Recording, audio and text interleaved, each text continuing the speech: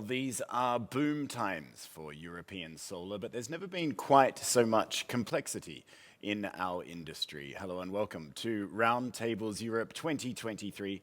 My name is Jonathan Gifford. I'm the editor-in-chief of PV Magazine Global. And I'm Fuhs, head of editorial of PV Magazine. And when we talk about complexity, we have various aspects in mind. There's, for example, overcoming grid constraints, which is more and more urgent in different countries, depending a bit on the penetration of solar, but which is really something we will have to discuss. And there's the question how to accelerate battery storage, and which technology will come, and which business models will allow to do this. Well, speaking of technology, there's a wide array of technologies that are coming onto the market, kind of at unprecedented pace, which also brings with it challenges when it comes to quality and reliability of PV products.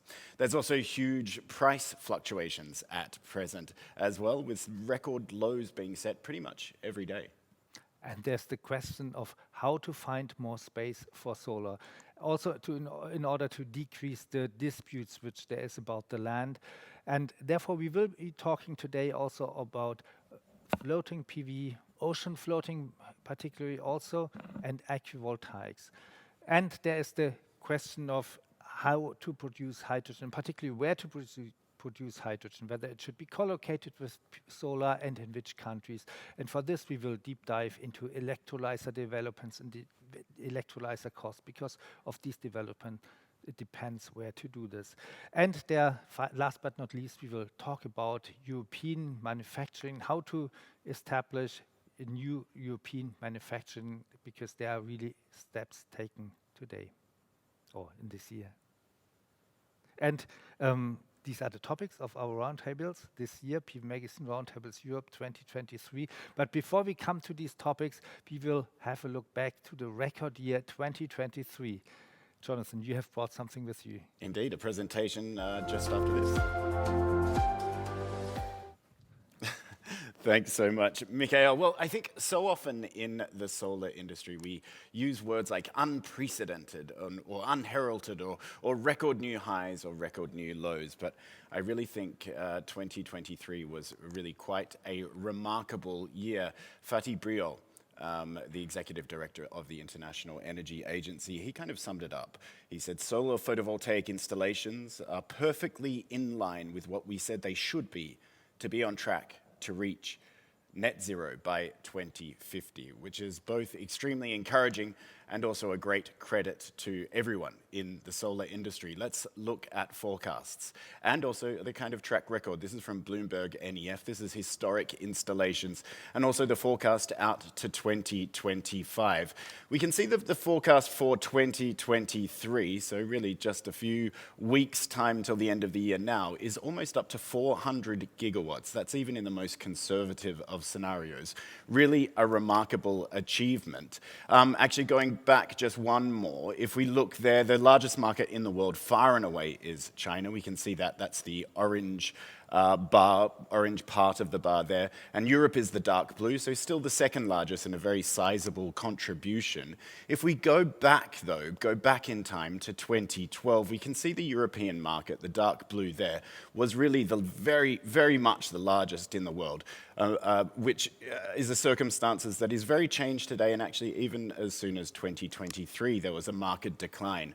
Looking back only 18 months ago, this is from Solar Power Europe, this was their forecast 18 months ago for this year's market. We can see there's a range kind of something between 180 to maybe up to 300 they're expecting. In reality, almost 400 is what is now expected, which represents growth of an astounding 55%, not 12%, which was originally forecast by Solar Power Europe, which reminds me of the 300 gigawatt campaign, which was launched by PV Magazine in 2012. PV Magazine founder Karl-Heinz Remmers had the idea that we should promote a goal of 300 gigawatt of annual installations by 2025. Well, 2 years early, we've already blown right past that target that at the time was thought to be incredibly ambitious. So how did we do that? How did we blast past that target? Well, prices have a big role to play.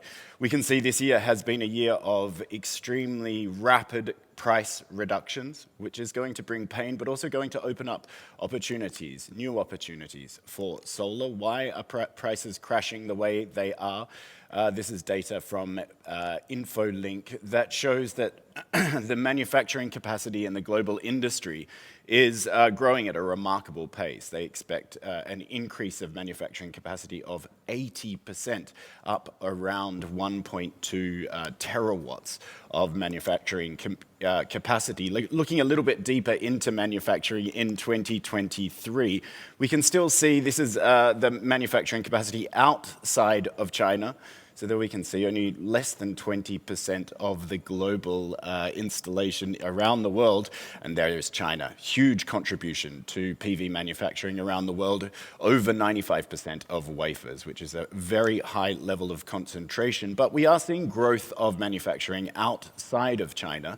The IRA, my apologies, the Inflation Reduction Act was signed in 2022, and we've seen a big expansion of PV manufacturing right across the supply chain in the US, notably in cell. Look at that growth of over 600% is forecast. This is from Clean Energy Associates, these figures, over 6 years. Now, S&P Global have provided this data. In Europe, there's still a lot of work to do to meet the EU targets of 45% of domestic supply of solar materials and components by 2030. The target there is still a long way from being reached, particularly in wafers and cells, where it's close to 50 gigawatts of capacity has to be built in that time period. Let's very quickly look at technology. I think one of the notable developments has been this switch from P-type PERC to N-type TOPCon. These are figures from InfoLink again that shows that almost 500 gigawatts of TOPCon capacity is expected to have been established by the end of this year, which is really remarkable growth from this new technology, pretty much, N-type coming into the market, new in terms of coming into the mainstream. I would say another technological development that's worth noting is the ever-increasing size of PV wafers. But I say ever-increasing, we do have some kind of consolidation around wafer sizes, around 182 and 210 millimeters, which looks like the industry is really kind of coalescing around this size, which is encouraging. And that's delivering some extremely high-powered modules. Look at that, up over 700-watt peak from one single module.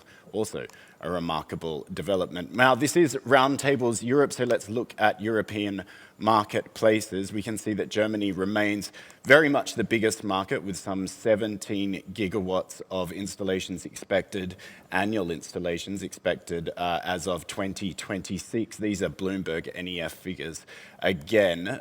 Then second comes Spain. They're expecting kind of just over 8 by 2026, which is what is perhaps a little bit concerning, is we can see that growth really is dropping off in Spain. Well, kind of going flat. There's nothing wrong with 8 gigawatts of installations a year. That's still a very respectable number, but no growth is worrying.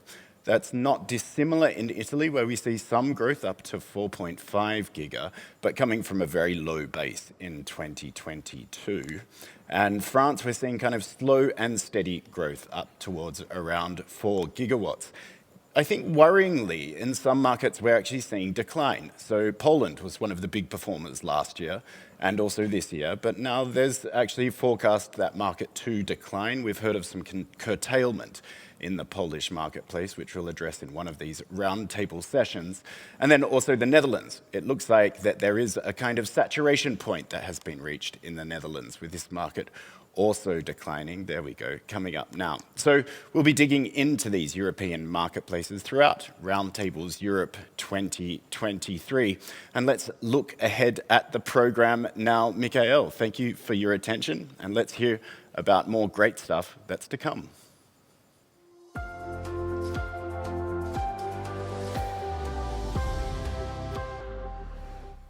Thank you, Jonathan.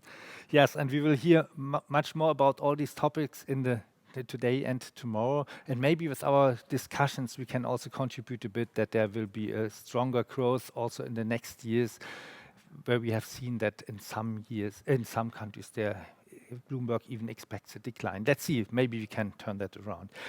And now it's time for the first presentation of PV Magazine's Roundtables Europe 2023.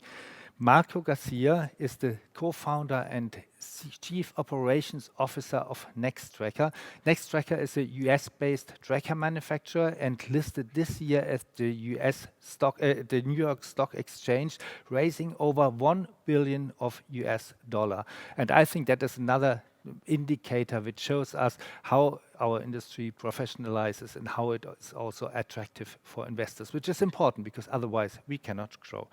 Unfortunately, Marco Garcia cannot be with us today, but he has prepared an exciting video and I'm looking forward to see that. Good morning. My name is Marco Garcia. I'm Chief Commercial Officer and co-founder at Nextracker.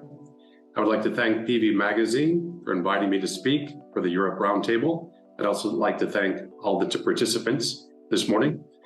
So I've been doing solar since 2002, specifically working on solar tracker projects. Since 2002, I first participated in European trackers with a 10 megawatt project in Germany in 2004. I was with a company called Powerlight Corporation in Berkeley, California. We were later acquired by SunPower. 10 megawatts in 2004 in Germany, 11 megawatts SERPA project in Portugal in 2006. Then the Spanish market took off 2006, 7, 8, did about 300 megawatts of horizontal solar trackers in Spain at that time. What impressed me about Europe 20 years ago is the size and scale of utility scale projects at the time. In California, I was limited to 1 megawatt AC. That was a grid limitation for PV projects at the time. In Europe, with the feed-in tariffs, we could do 10, 20, 30 megawatt projects. Very exciting. It's been also exciting to see the growth of utility scale PV and PV in general in Europe over the last 20 years. So again, happy to participate in the roundtable today. So it's important to continue innovating solar power, Europe's net zero journey. We are excited at Nextracker to participate in Europe's net zero journey and help fight climate change and get to net zero. We were founded in 2013, so 10 years ago. In 10 years, we've delivered 85 gigawatts of solar trackers shipped worldwide. We became #1 solar tracker global market share. In 2015, we've continued at #1 with about 30% global market share for the last 8 years.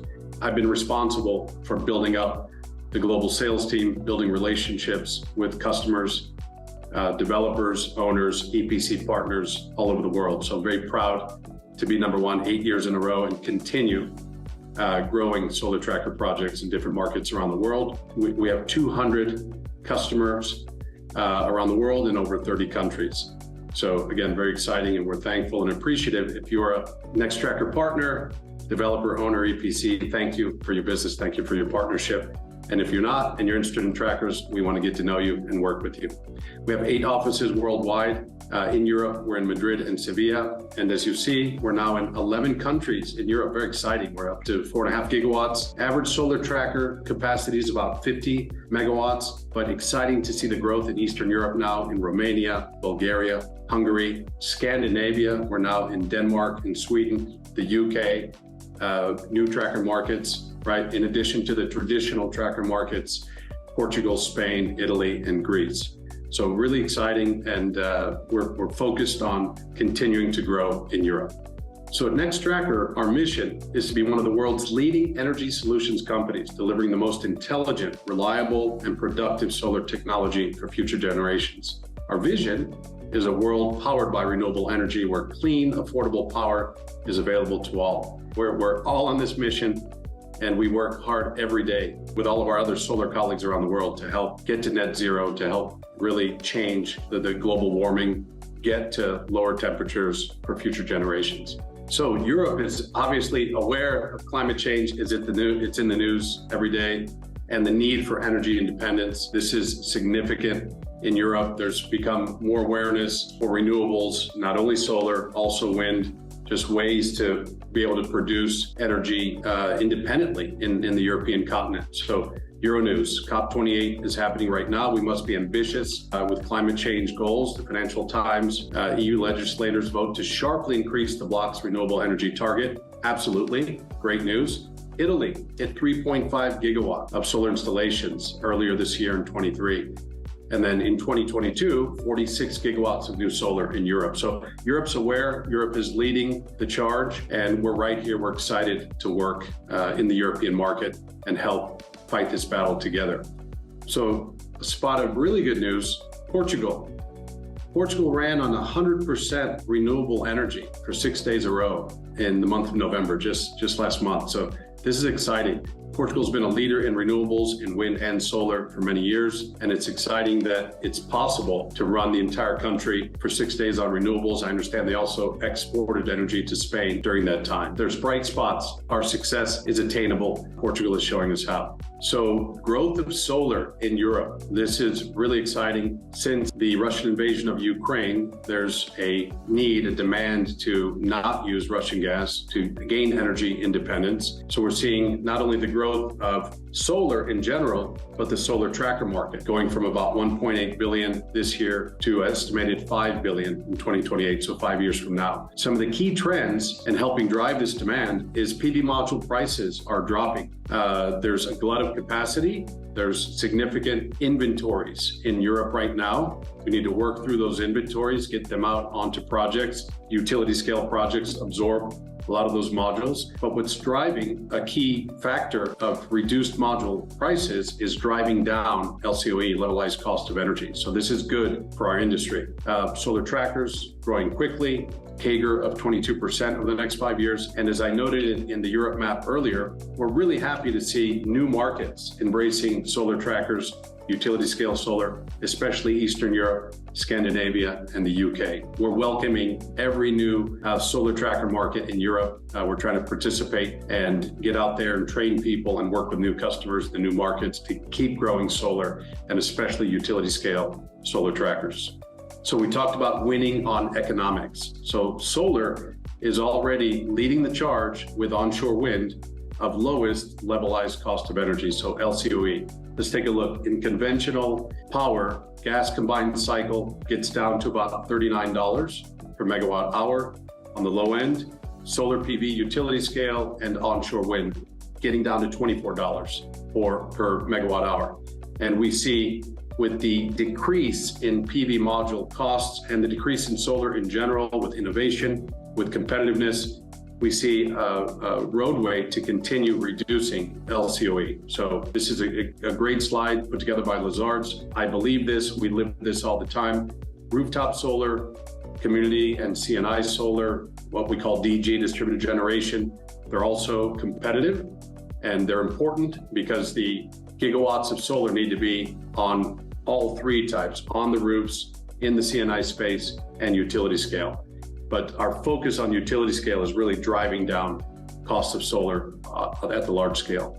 So what is the promise of solar for European consumers? The goal is to make energy prices lower for European consumers. That's important because in all European markets, costs have gone up since the Russia invasion of Ukraine. Since that war started, power costs have increased in every European country. There's going to be a 60% surge in power demand by 2030, and we believe solar will be increasing its share of that generation from 4% to 13% by 2040. With that should come reduced consumer prices. The installation of solar power went from a cumulative 208 gigawatts in 22, should go from up to 425 gigawatts of solar by 2030. That's more than doubling the growth. So we want to participate in this growth of solar, and it's behooves all of us in the solar industry to help fight climate change and help reduce solar costs. So specifically for trackers, we're seeing more and more large format modules, more square meters per module, more efficiency as well, but thinner glass. And so on a tracker that's tracking every day, rotating from typically 60 degrees, plus minus 60 degrees, it's important, we're fighting wind loads from all directions. It's important to ensure the long-term durability of those modules on those trackers. So we want to avoid micro cracks. We want to avoid increased degradation of the module over time. One of the ways to do that is, of course, work with reputable, bankable suppliers for both your modules and your trackers. Ensure that the tracker is doing its wind engineering, that it's been peer reviewed, very well engineered. Ensure the tracker supplier is providing project-specific PV panel pressure maps. So what does that mean? If you take a look at the utility scale tracker behind me, 250 megawatts roughly, you'll see the rows in the middle are interior rows. There's less wind loads on those rows. They're protected by the other rows around them. Versus on the extreme west or the extreme east of the tracker array, you're going to get more wind pressure. Also the northern edge and southern edge, more pressures on those rows. And even in the same tracker row, there's more pressure on the wings, if you will, on the edges, on the modules, on the edges of the row than in the center of the row. So it's important that the tracker suppliers understand the pressures on those maps, and they have the suitable mounting rails for those modules. So the rails can be shorter for those interior rows and those interior modules, longer for the modules that are experiencing higher pressures. It's important to do the engineering properly and get compatibility letters from the tracker supplier and the module supplier. This is something important that Nextracker has been leading over the years, over the 10 years since we were founded. We work with every module supplier. We ensure that there's compatibility letters and good working relationships in place between Nextracker and our module partners. So one way to help train the European workforce and help solve this issue that we all have together by growing solar is setting up specific professional training for workforces in Europe. We have something we call the PowerWorks course that we do at our facilities in Spain and Brazil, United States, Australia, Egypt, and India. But we also do these courses on site with our installation partners. So if we go into a new country, Bulgaria, for example, Denmark, we will work with the local installers. We'll do the training at site.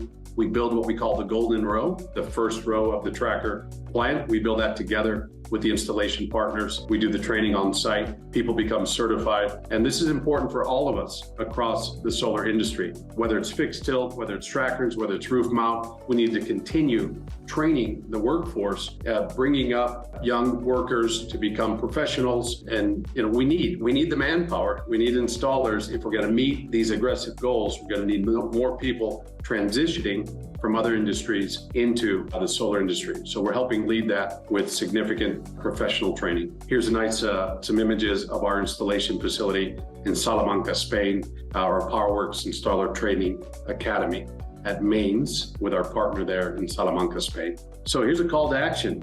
We need to double down on innovation and competitiveness. This is on all of us in the solar industry. So I love this quote by Alberto Bettoli, senior partner with McKinsey in Italy.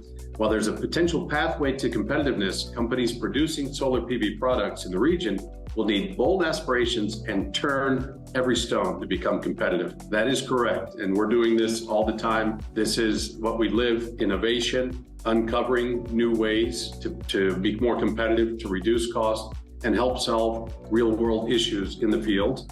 One of the ways we're doing that is we're innovating with our NX Horizon XTR terrain following tracker. So we're following the terrain. We call it XTR, extreme terrain following. See how in the image, the trackers basically flow along the natural undulations of the land in the north-south direction. So we're following the terrain. What does this do? It eliminates or minimizes grading underneath the array. So this is significant in Europe. As we continue to grow solar, more utility scale power plants, even CNI and DG plants, there's less land available. Gone are the days of the big rectangular flat project site, right? Many project sites now have undulations. They're near forests, they're near protected areas, there's streams, there's overhead power lines, there's easements. We need to avoid certain areas and we end up more in the hills, if you will. So with XTR, we're able to, again, eliminate or minimize the grading underneath the solar tracker array, the tracker rows.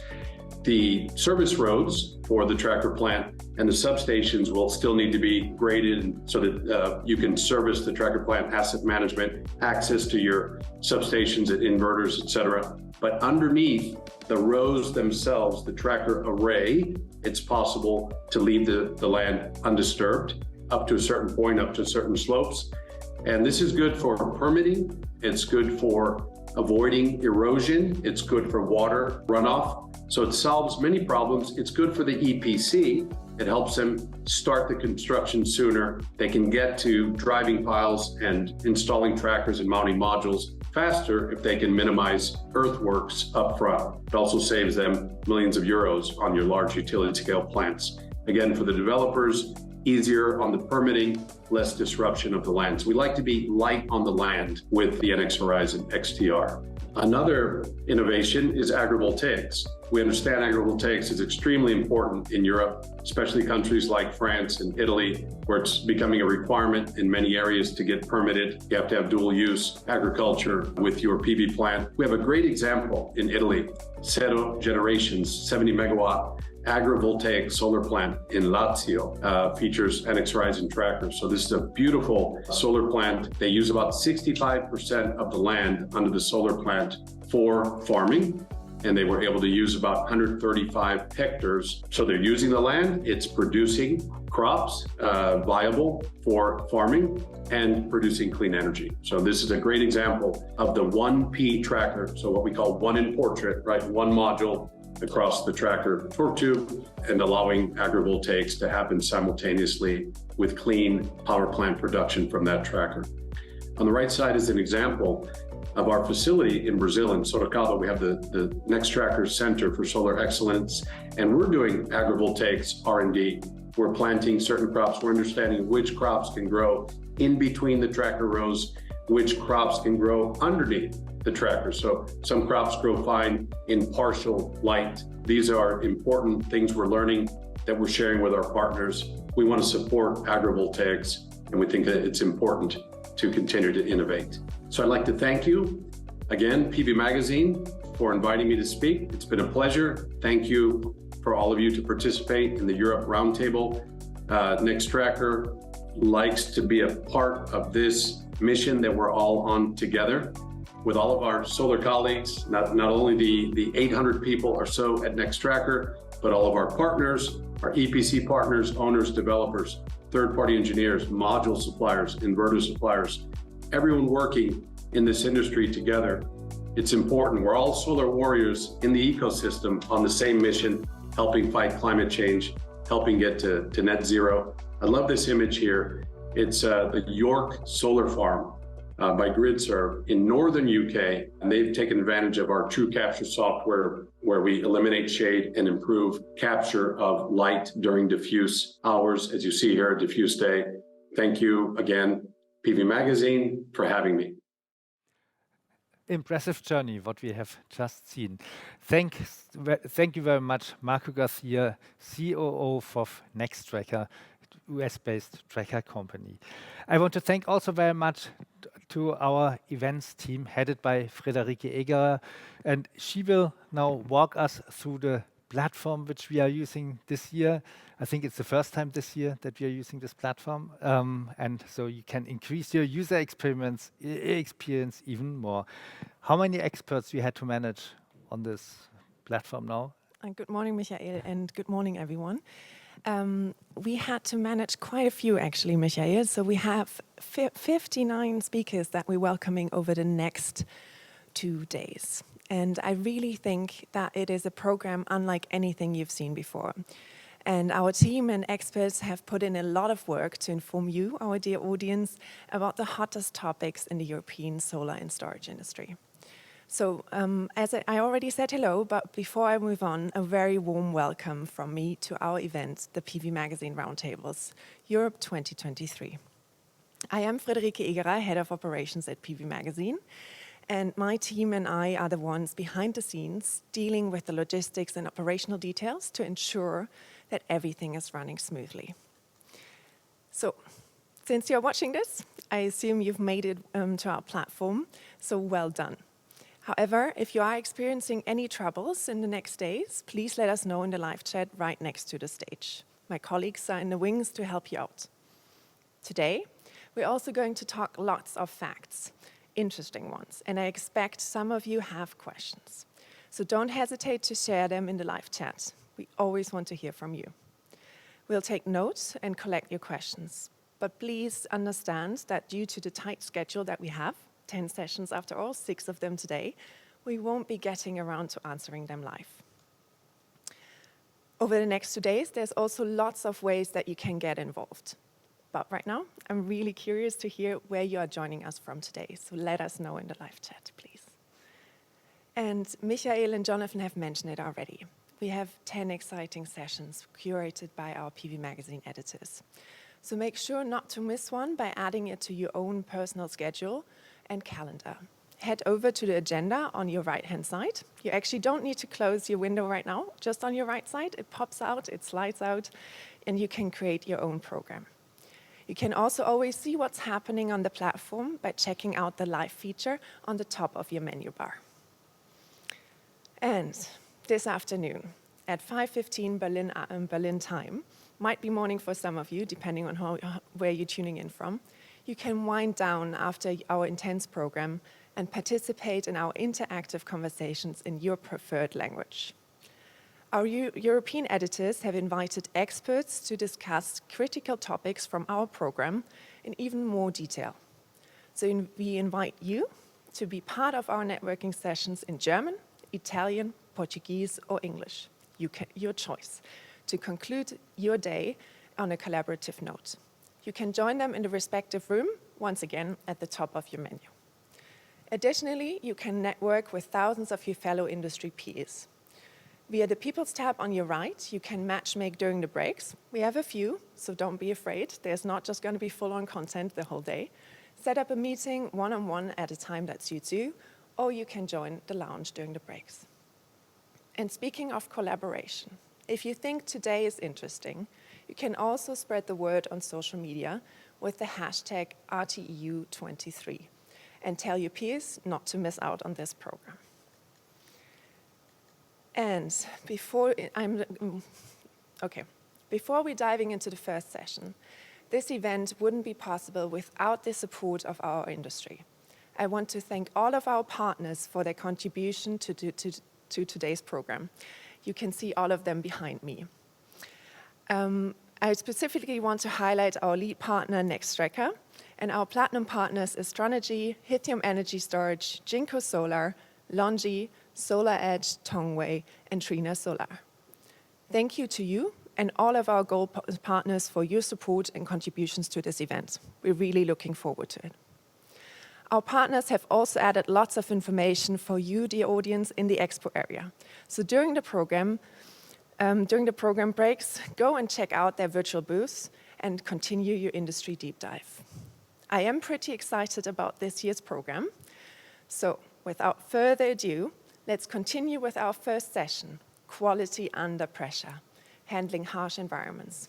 Over to you, Mark.